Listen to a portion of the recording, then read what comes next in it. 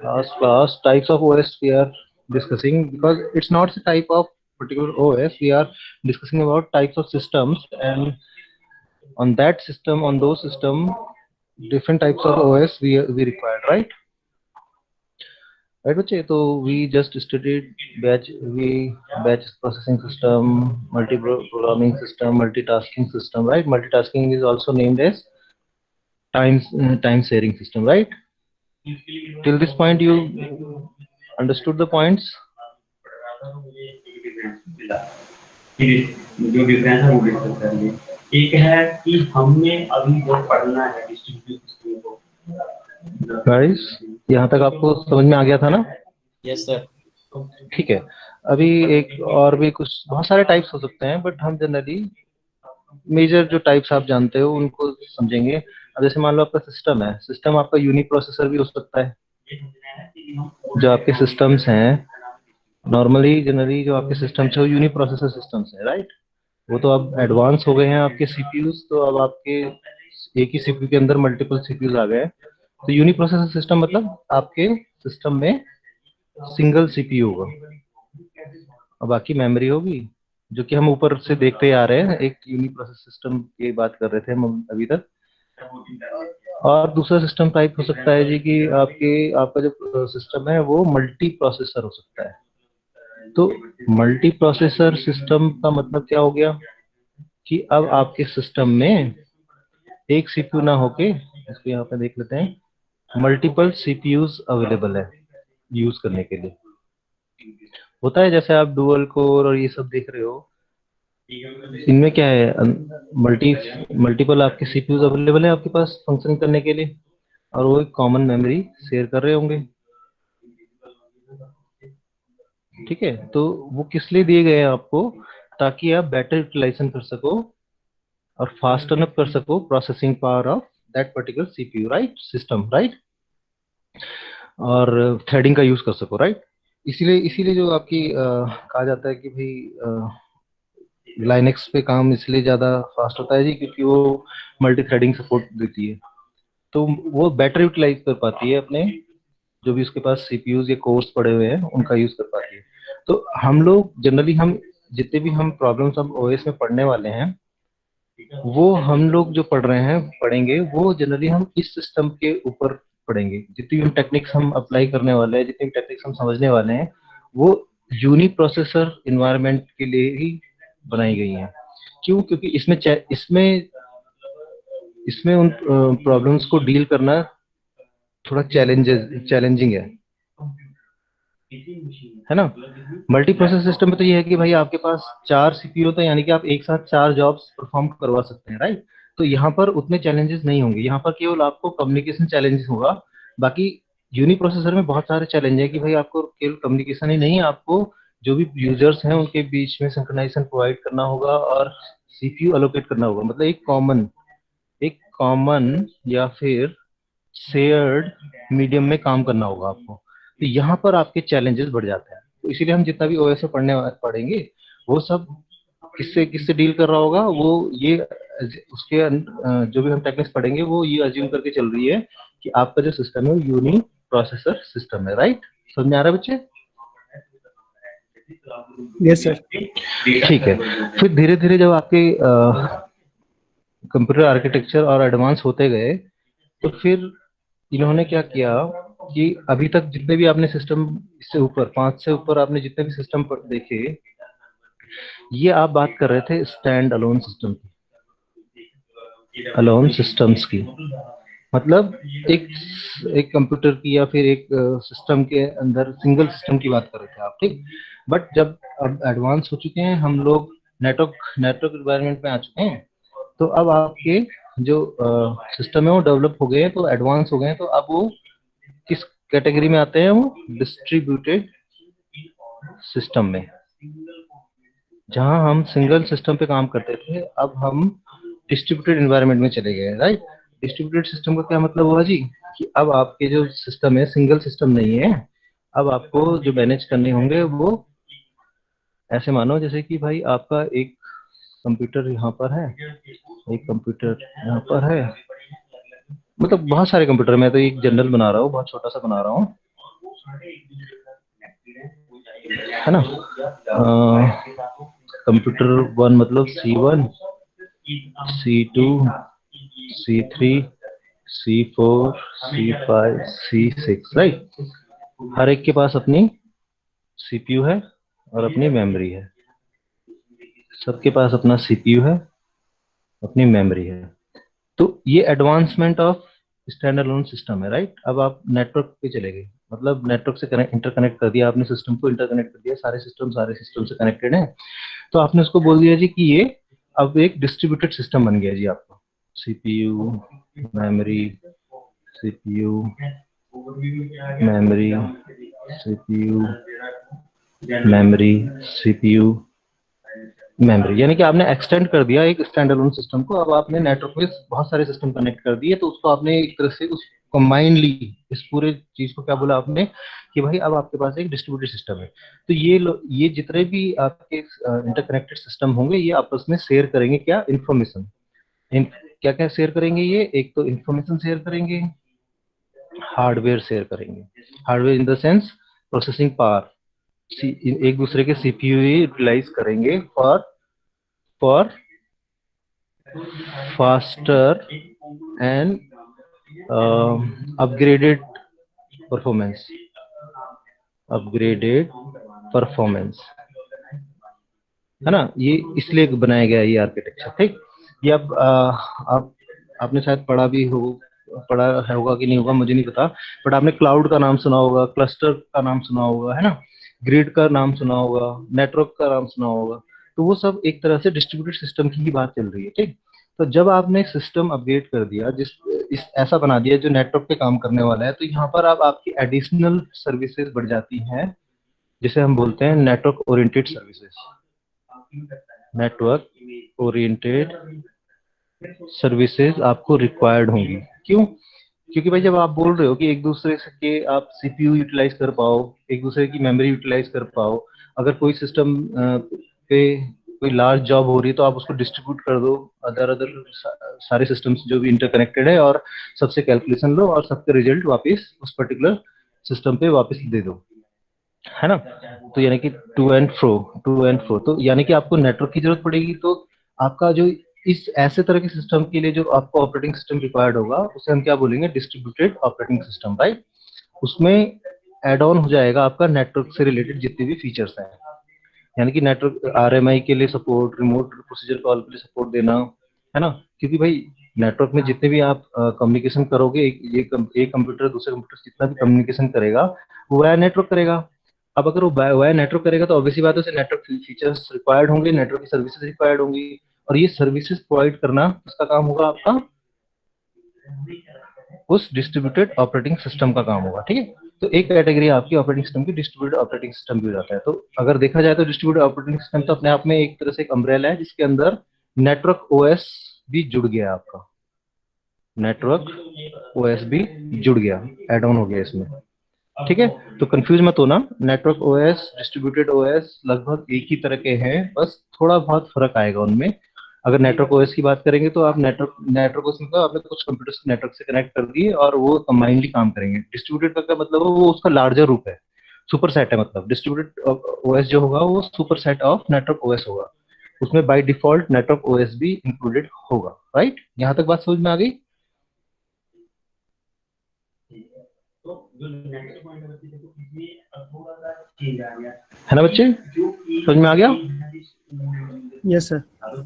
है ना। तो जब भी आप डिस्ट्रीब्यूटेड सिस्टम के बारे में पढ़ोगे तो उसमें यही पढ़ोगे कि जनरली हम लोग ये सब चीजें कैसे अचीव कर पाते हैं, फास्टर परफॉर्मेंस कैसे अचीव कर पाते हैं। मान लो आपका सिस्टम भी डिस्ट्रीब्यूटेड सिस्टम का कोई एक पार्ट है, मान लो फॉर एग्जांपल कनेक्टेड है वो डिस्ट्रीब्यूटेड सिस्टम से, तो होगा क्या कि मान लो जिस समय तो आप यूज कर रहे हैं सिस्टम को उस समय तो कोई दिक्कत नहीं, और अगर आपका सिस्टम यूज यूज में नहीं है और वो स्विच ऑन कंडीशन में है, तो जितने जो भी उससे कनेक्टेड सिस्टम्स हैं वो उसके सीपीयू पावर का यूटिलाइजेशन कर सकते हैं, मेमोरी का यूटिलाइजेशन कर सकते हैं। यानी कि मान लो मेरे पास अगर एक लार्ज जॉब है परफॉर्म करने के लिए जिसका मुझे पता है कि इस प्रोसेस को रिक्वायरमेंट होगी बहुत ज्यादा मेमोरी की, और मेरे सिस्टम में इतनी मेमोरी है नहीं, तो डिस्ट्रीब्यूटेड सिस्टम आपको ये सपोर्ट देगा कि भाई जो उसको कैलकुलेट करने की, जैसे आपने ये देखा होगा, आपने गूगल कोलैब देखा होगा, तो गूगल कोलैब आपको सर्विसेज देता है, आपको सीपीयू प्रोवाइड करता है, जीपीयू प्रोवाइड करता है ना? है ना बच्चे? कभी देखा है गूगल कोलैब किसी ने यूज किया बच्चे? No no sir. सर। जिसने प्रोग्रामिंग करी होगी ना, जो मशीन लर्निंग या किसी चीज की, उसके पास ऑप्शन होता है गूगल कोलैब करके। गूगल कोलैबोरेटरी के नाम से है वो। उसमें क्या है, वो आपको फ्रीली एक्सेस देता है 12 महीने के लिए। 12 महीने के लिए वो आप 12 GB तक का रैम और जीपीयू यूज कर सकते हैं उसमें, अगर आपको कोई लार्ज जॉब है, ठीक है। तो बट हम एक जर्नल की बात करें, मान लो कि एक ऑर्गेनाइजेशन का पूरा डिस्ट्रीब्यूटेड सिस्टम है, तो उसमें जितने भी कंप्यूटर्स इंटरकनेक्टेड हैं, वो एक दूसरे की प्रोसेसिंग पावर और हार्डवेयर को यूज करके या मेमोरी को यूज कर सकते हैं रन टाइम में। तो उससे उससे बेनिफिट क्या होगा? जहां मेरा इंडिविजुअल सिस्टम एक जॉब को कंप्लीट करने में अगर 10 सेकंड लगा रहा था, अगर मैं मेरा सिस्टम डिस्ट्रीब्यूटेड सिस्टम से कनेक्टेड होगा, तो होगा क्या कि जितने नंबर ऑफ सिस्टम से कनेक्टेड होंगे, तो वो सारे के सारे सबके पास उस पर्टिकुलर प्रोग्राम की एक रेप्लिका जाएगी, शेयर की जाएगी, और थ्रेड, रेप्लिका क्या, थ्रेडिंग कर दी जाएगी, और हर एक थ्रेड एक अलग अलग कंप्यूटर पर परफॉर्म करेगा और उन सबके रिजल्ट कंबाइन करेगा आपका सेंटर प्रोसेसिंग सिस्टम, और वो आपको रिजल्ट दे देगा। तो यानी कि जो काम मेरा इंडिविजुअल सिस्टम 10 सेकंड में करने वाला था, वो काम मेरा डिस्ट्रीब्यूटेड सिस्टम उसे 1 सेकंड में करके दे देगा। अब उससे बेनिफिट क्या हुआ? उससे बेनिफिट ये हुआ कि डिस्ट्रीब्यूटेड सिस्टम में रिसोर्स अवेलेबल हो गए। मतलब जो 10 सेकंड के लिए एंगेज होने वाला था आपका सिस्टम, अब वो केवल 1 सेकंड के लिए हुआ, और बाकी 9 सेकंड का जो आपके रिसोर्स है, वो डिस्ट्रीब्यूटेड सिस्टम कहीं और यूज कर सकता है उसे, किसी और यूजर के पर्पस के लिए, राइट? समझ में आ रहा है इसका मतलब?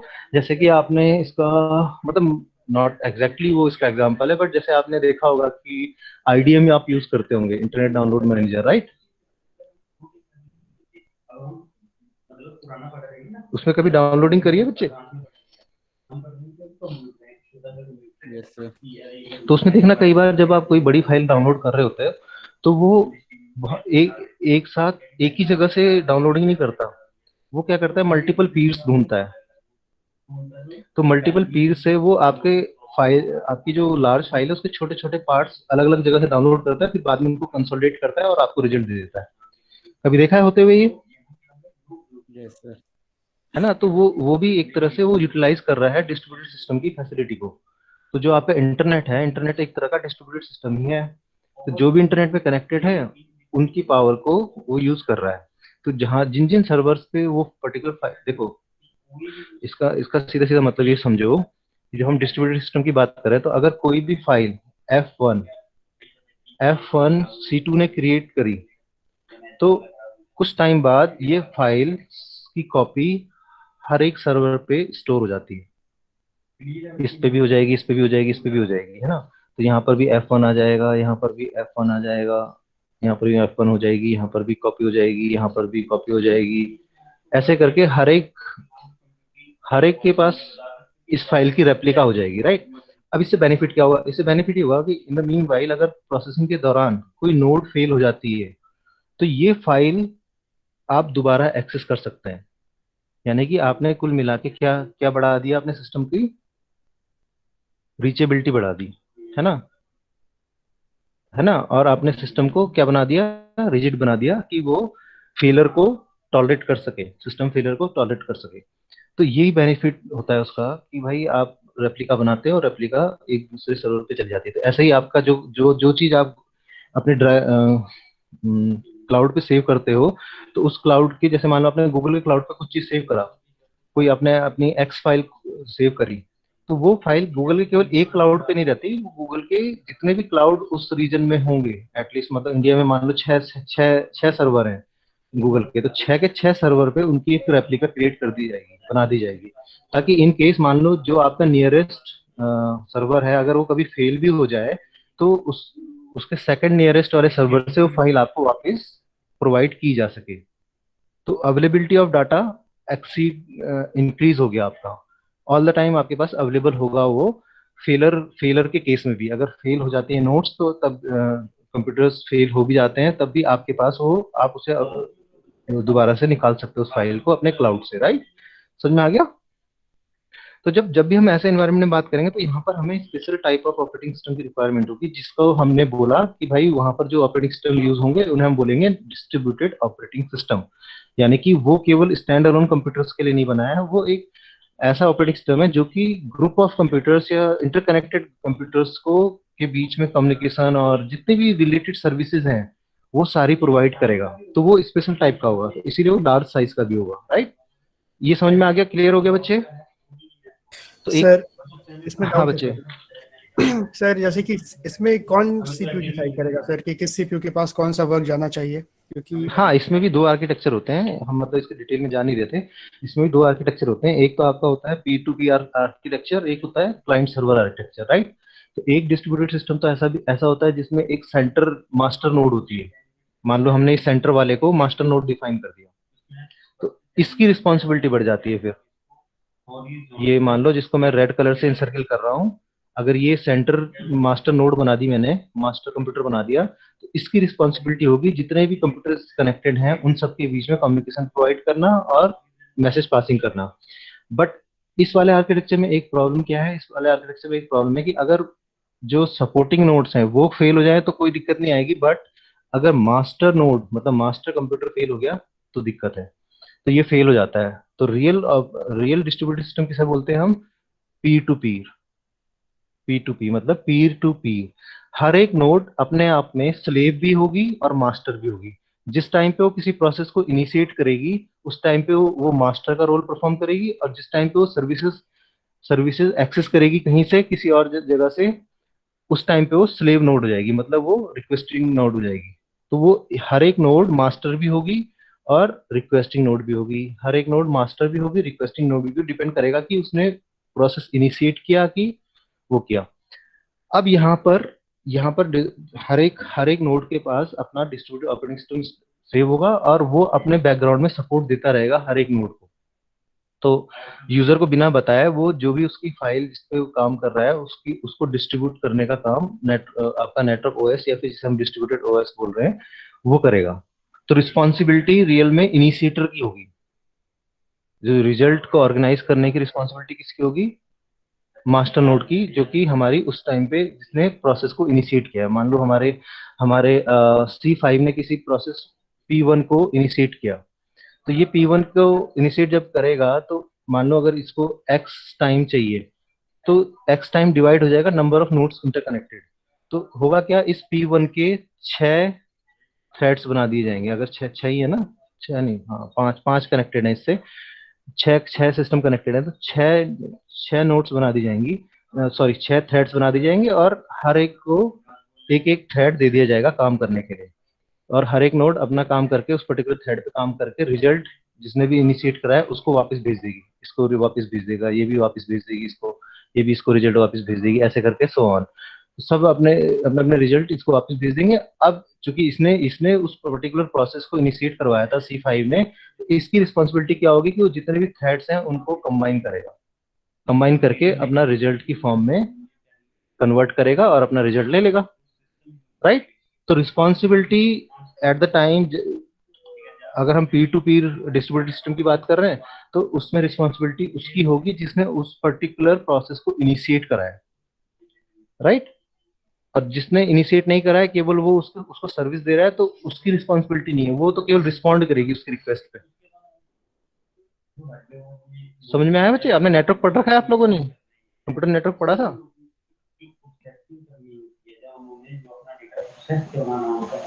उसके लिए भी ज्यादा सिस्टम्स की जरूरत है बच्चे अच्छा अभी नहीं पढ़ा होगा, चलो कोई नहीं। तो अभी थोड़ा सा आइडिया लगा, थोड़ा बहुत भी आइडिया लगा, यस सर। है ना? तो दो आर्किटेक्चर चलते हैं generally, but most of the time हम लोग अगर रियल डिस्ट्रीब्यूटेड ऑपरेटिंग सिस्टम की बात करें तो हम बात कर रहे हैं पीर टू पीर की। पीर टू पीर में क्या है कि हर एक नोड मास्टर का काम भी करेगी, स्लेव का भी काम करेगी, मतलब रिस्पॉन्डर का भी काम करेगी, ठीक है, मास्टर का और रिस्पॉन्डर का। मास्टर काम कब करेगी वो? जब उसने, वो नोड मास्टर कब बोली जाएगी? जब उसने कोई प्रोसेस इनिशिएट करा हो, इनिशिएट प्रोसेस, है ना, जब उसने प्रोसेस क्रिएट करा है तो वो मास्टर नोड है उस पर्टिकुलर प्रोसेस के लिए, ठीक। और जब उसने रिस्पॉन्ड करा है किसी दूसरे कंप्यूटर की रिक्वेस्ट पे, जब उसने केवल रिस्पॉन्ड करा है उसकी रिक्वेस्ट पे, तब वो रिक्वेस्टर मोड होगी, मतलब रिस्पॉन्डेड मोड, रिस्पॉन्डर मोड होगी, राइट, नोड होगी।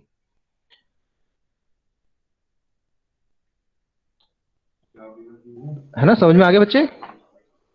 Yes sir. ठीक है, तो हम आगे बढ़ते हैं। नेक्स्ट हम बात करते हैं फर्दर कैटेगरी। फर्दर कैटेगरी तो थोड़ा आपकी थ्योरेटिकल हो जाएगी, उसका आर्किटेक्चर से लेना देना नहीं होगा। वो हो जाएगी आपकी real time system. Real time system, तो जितने भी अभी हमने इससे ऊपर पढ़े हैं वो रियल टाइम भी हो सकते हैं, नॉन रियल टाइम भी हो सकते हैं, ठीक है। बट रियल टाइम सिस्टम किन्हें बोलते हैं भाई? जहां पर रिक्वेस्ट और रिस्पॉन्ड, इसके बीच में जो डिले है वो सबसे मिनिमम होते हैं। तो ऐसे सिस्टम जहां पर रिक्वेस्ट, जो कि किसी भी रिसोर्स का अगर आपने रिक्वेस्ट किया है, से लेके जो आपको सर्विस दी गई है, सर्विस ग्रांट तक, जो ये डिले हैं, ये डिले हैं, ये वर्ड में सबसे मिनिमम होंगे, वर्ड के किसी भी सिस्टम से सबसे मिनिमम होंगे, है ना। जहां पर आपके पास there is no scope of large delay and error. आपके पास एरर के लिए और डिले, ज्यादा डिले के लिए आपके पास स्कोप ही नहीं है ना। तो इसमें आपके दो तरह के होते हैं रियल में, अगर देखा जाए मोटा मोटा। कुछ रियल टाइम सिस्टम ऐसे होते हैं, रियल टाइम से नाम से पता चल रहा है कि रियल टाइम मतलब रियल वर्ल्ड में वो सिस्टम यूज हो रहे हैं, और रियल वर्ल्ड में आपके पास स्कोप नहीं होता ज्यादा डिले का या फिर एरर का, ठीक। तो ये दो कैटेगरी में डिफाइन हो जाते हैं। एक तो होता है आपका hard real time system, and second होता है आपका soft real time system. Hard real time system कौन सा है भाई? हार्ड रियल टाइम मतलब आपने बोल दिया भैया इसमें एरर नहीं चाहिए तो नहीं चाहिए, ये अगर कोई रिक्वेस्ट आती है उसको रिस्पॉन्ड करना कंपलसरी है और विद इन टाइम करना है आपको, आपके पास डिलेस का कोई भी ऑप्शन नहीं है। लाइक जैसे मैंने आपको एग्जांपल बताया था फ्लाइट का फ्लाइट का फ्लाइट लैंडिंग गियर होता है ना। जैसे जो आपकी फ्लाइट है, ये आपकी फ्लाइट है अगर, तो इसमें जब ये क्या कहते हैं जमीन पे आता है, लैंड करता है, तो यहाँ पर एक लैंडिंग गियर खुलता है ना। ये आपकी ट्रैक है और लैंडिंग गियर खुलता है, तो सोचो ये नीचे नीचे आ रहा है, और अगर इसका लैंडिंग गियर खुलने में कुछ मिली सेकेंड्स का भी डिफरेंस आ गया, मिली सेकेंड्स का भी अगर डिफरेंस आ गया, तो होगा क्या, या तो ये यहाँ पर रहा होगा, है ना, मिली सेकेंड्स के डिफरेंस में डिले आ गया, तो ये लैंडिंग गियर पूरा नहीं खुला अभी, और ये लैंड करने जा रहा है, इतना ही खुला, और जैसी जैसी ये जमीन को टच करेगा इस पोजीशन में, ये आपकी फ्लाइट क्या हो जाएगी? क्रैश हो जाएगी, राइट। Yes sir. तो यहाँ पर आपके पास स्कोप ही नहीं है कि भाई आप फेल कर जाओ, तो यानी कि इसको भी कोई कोई ऑपरेटिंग सिस्टम कंट्रोल करेगा, है ना। इस जो लैंडिंग गियर की जो ये विंग है, इसको भी कोई ना कोई ऑपरेटिंग सिस्टम कंट्रोल कर रहा होगा फ्लाइट का। तो अगर सोचो उस फ्लाइट के ऑपरेटिंग सिस्टम में की दिक्कत की वजह से ये landing gear properly in time नहीं खुला, प्रॉपर टाइम में नहीं खुला, सरफेस को टच करने से पहले पहले सही पोजीशन में नहीं आया, तो आपका कितना नुकसान होगा? बहुत लाइफ का हो जाएगा सर।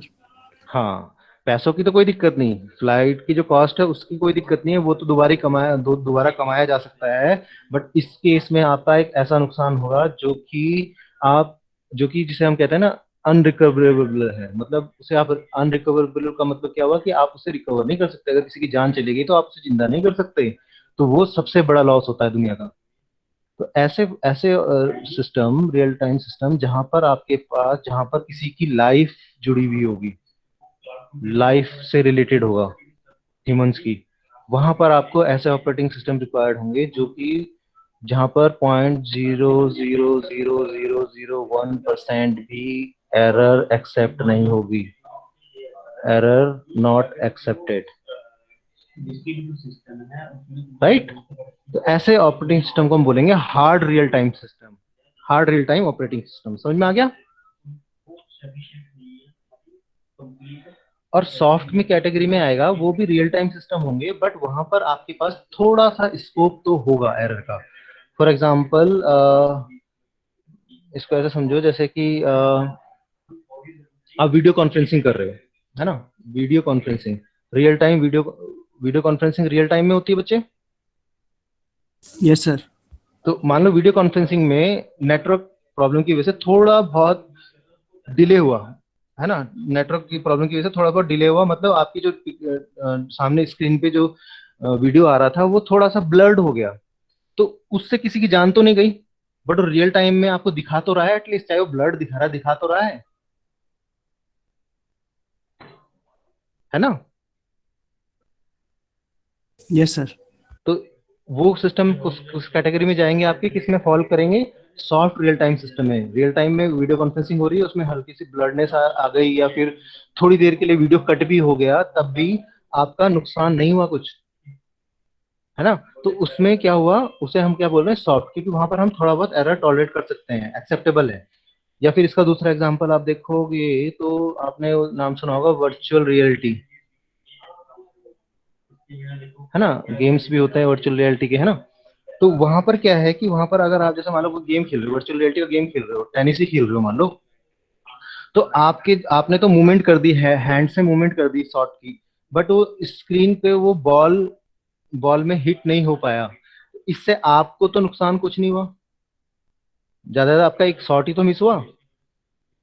तो यहाँ पर थोड़ा बहुत एक्सेप्टेबल होते हैं आपके एरर, एक्सेप्टेबल होती है लिमिटेड उसके लिए, या फिर डिलेज एक्सेप्टेबल होते हैं लिमिटेड रेंज में, ज्यादा रेंज में नहीं। ज्यादा रेंज में होंगे तो फिर तो आप खेलोगे ही नहीं, या फिर वीडियो कॉन्फ्रेंसिंग डिस्टर्ब ही हो जाएगी पूरी तरह से, अगर आप ज्यादा डिले हो जाएंगे तो। बट कुछ लेवल तक आपको एक्सेप्टेबल है एरर टॉलरेट करने के लिए। तो ऐसे रियल टाइम सिस्टम को क्या बोलेंगे हम, सॉफ्ट रियल टाइम सिस्टम। तो समझ में आ रहा है ना।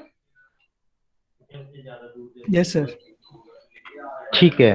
तो ये सब जो आपने देखे, ये एक तरह से आपके क्या थे कि भाई अलग अलग तरह के सिस्टम होते हैं जी। तो अलग अलग तरह के सिस्टम्स में अलग अलग तरह के आपके ऑपरेटिंग सिस्टम रिक्वायर्ड होते हैं, राइट। तो जो मैंने बताया भी था कि जो आपके ऑपरेटिंग सिस्टम है वो अलग अलग तरह के सिस्टम में अलग अलग तरह की उनकी रिस्पॉन्सिबिलिटी होती है। तो अगर अगर आपका ऑपरेटिंग सिस्टम नॉर्मल कंप्यूटर का है, तो नॉर्मल नॉर्मल सर्विसेज जो आपको एक ऑपरेटिंग सिस्टम देता है वो तो देता ही है।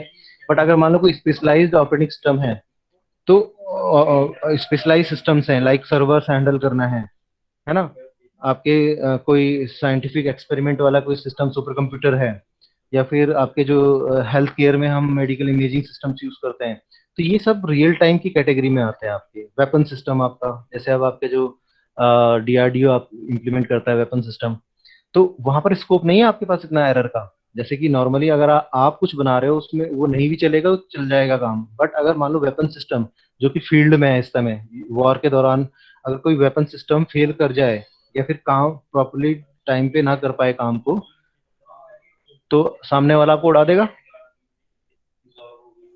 है ना। वहां पर अगर आपका सिस्टम फेल हुआ, तो इसका मतलब क्या हुआ कि आपका नुकसान है। तो ऐसे ऐसे जो स्पेशलाइज्ड सिस्टम है वहां पर आपके स्पेशलाइज्ड ऑपरेटिंग सिस्टम रिक्वायर्ड होते हैं। तो इसी हिसाब से जो सिस्टम सिस्टम टाइप के हिसाब से आपके ऑपरेटिंग सिस्टम भी आपके डिफाइन किए गए हैं कि भाई अगर आपका रियल टाइम सिस्टम है तो आपको real time operating system required होगा, जहां पर आपके पास एरर टॉलरेट करने का कोई भी स्कोप नहीं होगा जी, है ना। और अगर आपका नॉर्मल सिस्टम है, कंप्यूटर सिस्टम है, तो उसमें आप एरर टॉलरेट कर सकते हो, उससे आपका कोई नुकसान होने वाला नहीं है। बट रियल टाइम सिस्टम के केस में ऐसा नहीं है जी।